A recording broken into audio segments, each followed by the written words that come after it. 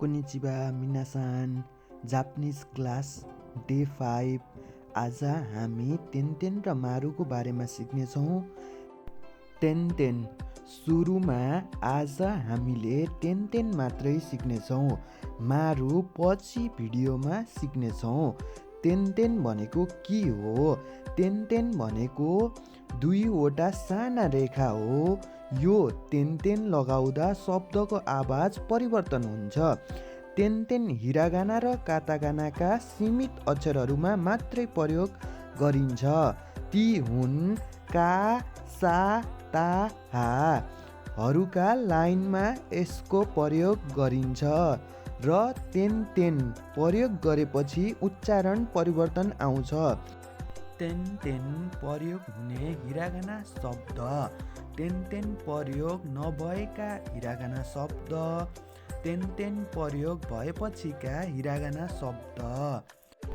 का, सा, ता, हामा टेनटेनको प्रयोग हुन्छ। टेनटेन भनेको के हो हजुरले बुझिसक्नु भएको छ।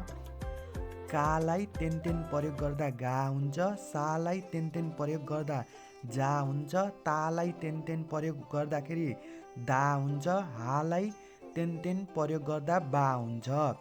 टेनटेन हिरागाना शब्दमा का, सा, ता, हा लाइनमा प्रयोग हुन्छ। का टेनटेन प्रयोग भएपछि गा हुन्छ, कि टेनटेन प्रयोग भएपछि गी हुन्छ, कु टेनटेन प्रयोग भएपछि गु हुन्छ, के टेनटेन प्रयोग भएपछि गे हुन्छ, को टेनटेन प्रयोग भएपछि गो हुन्छ, सा टेनटेन प्रयोग भएपछि जा हुन्छ, सी टेनटेन प्रयोग भएपछि जी हुन्छ, सु टेनटेन प्रयोग भएपछि जु हुन्छ, से टेनटेन प्रयोग भएपछि जे हुन्छ, सो टेनटेन प्रयोग भएपछि जो हुन्छ र ता टेनटेन प्रयोग भएपछि दा हुन्छ। चीको जी नै हुन्छ, चीको चाहिँ जी नै हुन्छ टेनटेन प्रयोग भएपछि। चुको पनि टेनटेन प्रयोग भएपछि जु नै हुन्छ। टेको टेनटेन प्रयोग भएपछि दे हुन्छ। टोको टेनटेन प्रयोग भएपछि दो हुन्छ। हाको टेनटेन प्रयोग भएपछि बा हुन्छ। हिको टेनटेन प्रयोग भएपछि बी हुन्छ। फुको टेनटेन प्रयोग भएपछि बु हुन्छ। हेको टेनटेन प्रयोग भएपछि बे हुन्छ। होको टेनटेन प्रयोग भएपछि बो हुन्छ। यो चाहिँ बुझ्नु पर्यो हजुरहरूले। टेनटेन प्रयोग भएपछि उच्चारण फरक हुन्छ। अक्षरको साइडमा थोप्लो दुईटा जुन चाहिँ लाइन जस्तो आउँछ र त्यो आइसकेपछि उच्चारण परिवर्तन हुन्छ।